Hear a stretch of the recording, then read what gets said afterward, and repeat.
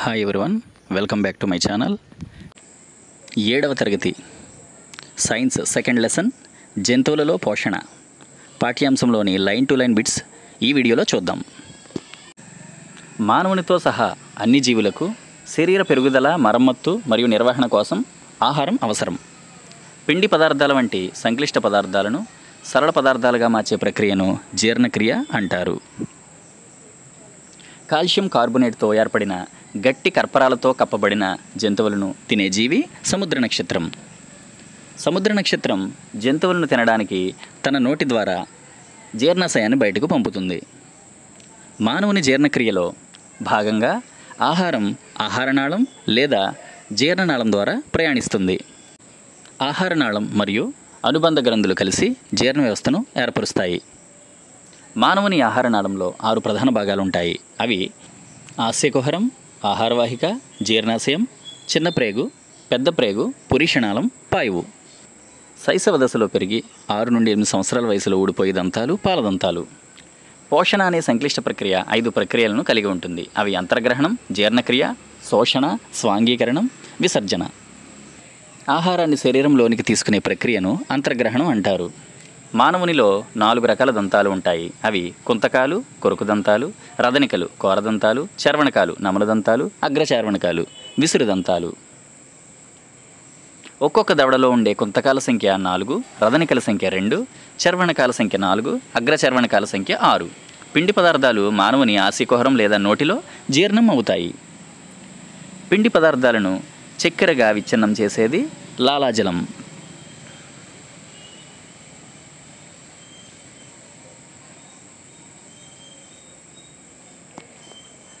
ఆస్యకుహరం వెనుక భాగంలో అతకబడిన కండరయుత అవయవం నాలుక.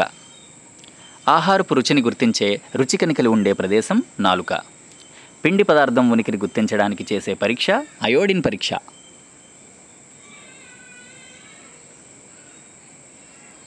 నోటిని సరిగ్గా శుభ్రం చేయకపోవడం వల్ల హానికరమైన బ్యాక్టీరియా ఆమ్లాలను విడుదల చేసి దంతక్షయానికి కారణమవుతుంది. చాక్లెట్లు, స్వీట్లు, శీతల పానీయాలు, చక్కెర ఉత్పత్తులు దంతక్షయానికి ప్రధాన కారణాలు. మనం తినేటప్పుడు మాట్లాడినా లేదా నవ్వినా దగ్గు, ఎక్కిళ్ళు రావడానికి కారణం ఆహారం ఆహారనాళానికి ఆనుకుని ఉన్న శ్వాసనాళంలోకి ప్రవేశించడం. నాసికా రంధ్రాల నుంచి ఊపిరితిత్తులకు గాలి చేరవేసేది శ్వాసనాళం.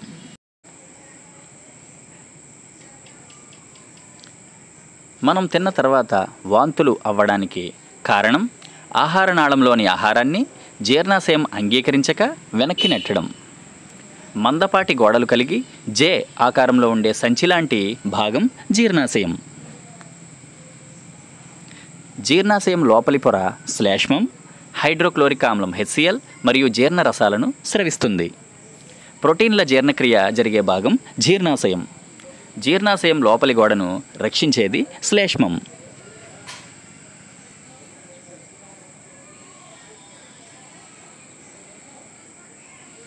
ఆహారంతో పాటు ప్రవేశించిన హానికరమైన బ్యాక్టీరియాను చంపేది హైడ్రోక్లోరిక్ ఆమ్లం HCl. చిన్న ప్రేగు పొడవు 7.5 మీటర్లు మరియు పెద్ద ప్రేగు పొడవు 1.5 మీటర్లు. పొట్ట ఎగువ భాగంలో కుడివైపున ఉండే ఎర్రటి గోధుమ వర్ణంలో గల గ్రంథి కాలేయం. మన శరీరంలో అతిపెద్ద గ్రంథి కాలేయం. పైత్యరసాన్ని స్రవించి దాన్ని పిత్తాశయంలో నిల్వ చేసేది కాలేయం. కొవ్వుల జీర్ణక్రియ జరిగే భాగం చిన్న ప్రేగు. కొవ్వుల జీర్ణక్రియలో ముఖ్య పాత్ర పోషించేది పైత్యరసం. జీర్ణాశయం క్రింద భాగంలో విశాలమైన మీగడ వర్ణంలో గల గ్రంథి క్లోమం. పిండి పదార్థాలు, కొవ్వులు మరియు ప్రోటీన్లపై చర్య జరిపి వాటిని సరళ రూపాల్లోకి మార్చేది క్లోమరసం. జీర్ణాశయంలో ఆహారం జీర్ణమయ్యే విధానాన్ని మొదటిసారిగా కనుగొన్న American army doctor William Beaumont. జీర్ణక్రియలో కార్బోహైడ్రేట్లు గ్లూకోజ్ వంటి సరళ చక్కెరలుగా, కొవ్వులు కొవ్వు ఆమ్లాలు మరియు గ్లిజరాల్గా, ప్రోటీన్లు అమైనో ఆమ్లాలుగా మారతాయి. జీర్ణమైన ఆహారం చిన్న ప్రేగు గోడల్లోని రక్తనాళాలకు వెళ్ళే ప్రక్రియను శోషణ అంటారు. ఆహార శోషణ చిన్న ప్రేగులోని శోషకాలు అనే వేళ్ల వంటి ఆకారాల్లో జరుగుతుంది. శోషించబడిన ఆహార పదార్థాలు శరీరంలోని వివిధ భాగాలకు రవాణా చేయబడే ప్రక్రియను స్వాంగీకరణం అంటారు. కణాలలోని గ్లూకోజ్ ఆక్సిజన్ సహాయంతో కార్బన్ డయాక్సైడ్ మరియు నీరుగా విచ్ఛిన్నమై శక్తి విడుదలవుతుంది. జీర్ణం కాని ఆహార పదార్థం నుండి నీరు మరియు లవణాలు గ్రహించబడే భాగం పెద్ద ప్రేగు. ఆహారం జీర్ణమైన తరువాత మిగిలిన వ్యర్థాలు పురీషనాళంలో చేరి పాయువు ద్వారా తొలగించబడతాయి. ఈ ప్రక్రియను విసర్జన అంటారు. ఆవులు, గేదెలు వంటి నెమరు వేసే జంతువుల్లో పాక్షికంగా జీర్ణమైన ఆహారాన్ని కడ్ అంటారు. ఇది ప్రథమ అమాశయంలో నిల్వ చేయబడుతుంది. డయేరియా సోకినప్పుడు అధికంగా నీటిని, లవణాలను కోల్పోయినప్పుడు రోగికి ఇవ్వాల్సింది ఓఆర్ఎస్. ఓఆర్ఎస్ అనగా ఓరల్ రీహైడ్రేషన్ సొల్యూషన్. గడ్డిలో సమృద్ధిగా ఉండే పిండి పదార్థం సెల్యులోజ్. నెమరు వేసే జంతువుల్లో గడ్డి జీర్ణం కావడానికి కారణం సెల్యులోజ్ను జీర్ణం చేయడానికి ఉపయోగపడే బ్యాక్టీరియా వాటిలో ఉండడం. ఆహారవాహిక చిన్న ప్రేగుల మధ్య అంధనాళం అనే సంచిలాంటి నిర్మాణం కలిగిన జీవులు గుర్రము మరియు కుందేలు.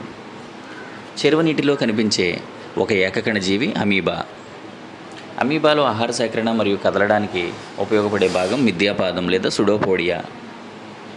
అమీబా దగ్గరలోని ఆహారాన్ని గ్రహించినప్పుడు మిథ్యాపాదాన్ని బయటకు పంపి చుట్టుముడుతుంది.